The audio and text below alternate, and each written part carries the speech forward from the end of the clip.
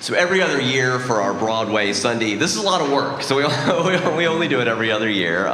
We turn to music for wisdom that sometimes prose alone cannot convey.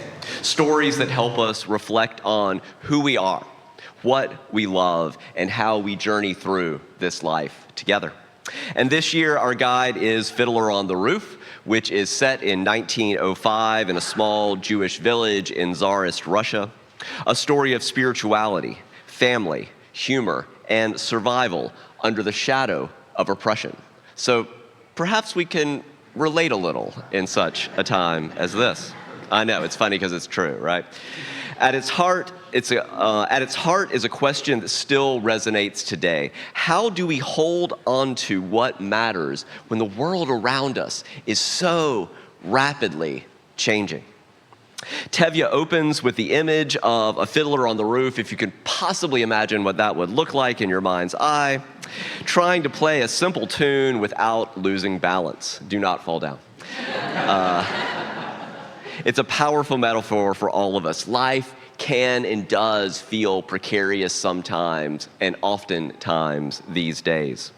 So we're learning how to find our footing when the ground feels uncertain. And how do the people of this small village keep their balance? If you had to pick one word, what is it? Tradition. Yes, some of you are already with me. If not, you're going to hear that word once or twice in this musical. So this opening number invites us to reflect on the roles, the rituals, the stories that shape identity, not simply as rules, but as living practices that help a beloved community remember what matters most. Historian Yaroslav Pelikan once wrote that tradition is the living faith of the dead. What we want to avoid is traditionalism, which is the dead faith of the living. We often speak here as Unitarian Universalists that Unitarian Universalism is a living tradition represented by this bright, warm, living flame, one that we receive with gratitude and seek to carry forward with compassion and care. So as we listen to this first song, I invite you to wonder, what are the traditions that steady you? And where might the music be inviting you or us toward change? If tradition shows us the structure of life in Anatevka, the next songs let us peek inside the hearts of those living within it. In Matchmaker, we hear the daughters dreaming, half playful, half anxious, about love, security, and what their futures might hold. Beneath the humor is a deeper question. How much of our lives is shaped by expectation, by family hopes, by the circumstances into which we're born? Their laughter slowly gives way to honesty, even fear, as they realize that marriage is not only romance, but risk. Then Tevye steps forward with one of the most beloved songs in musical theater. If I Were a Rich Man is funny, yes, but it's also about deep spiritual belonging. He imagines what life might be like with dignity, with rest, with the freedom to study and to be respected. It reminds us that yearning for enough security, enough time, enough voice is deeply human. Together, these songs invite us to notice the quiet hopes we carry for love, for stability, for a life where we can be fully ourselves. As we listen, consider what dreams have shaped your path, and which ones are still singing in you. After dreams and longings, we are invited into one of the most tender moments in the musical, the Sabbath table. In the Sabbath prayer, Tevye and Golda bless their daughters, praying for protection, dignity, love, and peace. Across generations and traditions, there is something universal here. The deep human hope that those we love will be safe, will flourish, will be held by something larger than themselves. It's a reminder that ritual, lighting candles, speaking blessings, gathering week after week, can anchor us in gratitude and remind us that even in uncertain times, we are not alone.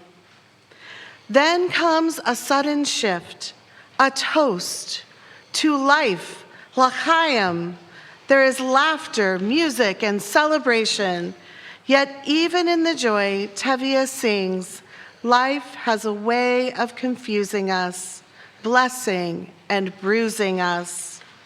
The song holds both truths at once, the sweetness of community and the reality that life is rarely simple. Together, these moments invite us to cherish the blessings we give and receive, and to celebrate life not because it is perfect, but because it is precious. As we listen, consider, where do you find blessing, and what helps you say yes to life, even in its complexity? So after conflict and uncertainty, we are given a moment of wonder. In Miracle of Miracles, we see a model humble and astonished, singing with overflowing gratitude. He has just done something he had never imagined he could do. He found the courage to speak up, to ask Tevye for Zeidel's hand, and to his amazement, received a reluctant yes. And what feels like a small step outward is for him nothing short of a miracle. He celebrates not only love, but the discovery of his own voice. It reminds us that sometimes the most sacred moments are not thunderous, but quiet. The surprising grace of courage meeting compassion. And then at the wedding, time seems to slow. Sunrise, sunset holds that universal ache that parents and really all of us know of how quickly life passes. Children grow, relationships deepen, seasons change, seasons finally change, and we find ourselves both grateful and wistful. Happiness and tears arrive together, joy and sorrow are woven fine. These songs invite us to notice the miracles woven into our ordinary lives, the relationships that shape us, the moments that we wish we could hold on to just a little longer. So as we listen, consider, where have you found unexpected courage, and what has made it possible? Here the story grows more tender and more painful. Hadel chooses to leave, traveling far away to stand beside the one she loves, guided by conscience and hope. Her song captures a truth many of us know. Sometimes love calls us beyond what is familiar, asking us to step into uncertainty for the sake of what we believe is right. Home becomes not only a place, but a relationship we carry with us. Then comes a deeper rupture. When Chava marries outside the faith, Tevye faces an agonizing boundary. Torn between love for his daughter and loyalty to the traditions that have sustained his people through generations of hardship. His struggle reminds us that real life rarely offers easy answers. Sometimes we encounter moments where values we cherish come into painful tension. These scenes invite us to reflect on the complexity of belonging, the courage to follow one's path, and the heartbreak that can accompany change. As we listen, consider, when have you faced a choice between holding fast and letting go? And what helped you navigate that tension with compassion? At the end, the question is no longer how to live within a tradition, but how to carry it forward when everything familiar must be left behind. So the villagers are preparing to leave, not by choice, but by necessity. They name the ordinary things that make a life: a bench, a stove, neighbors, shared rhythms. It may seem like just a place, and yet it holds memory, identity, belonging. Their departure echoes a story repeated across history, communities uprooted, forced to begin again in unfamiliar lands. And still, even in loss, there is tenderness, blessings exchanged, hopes carried forward, the quiet determination to endure. Tradition becomes something portable, carried not only in rituals, but in relationships and memory.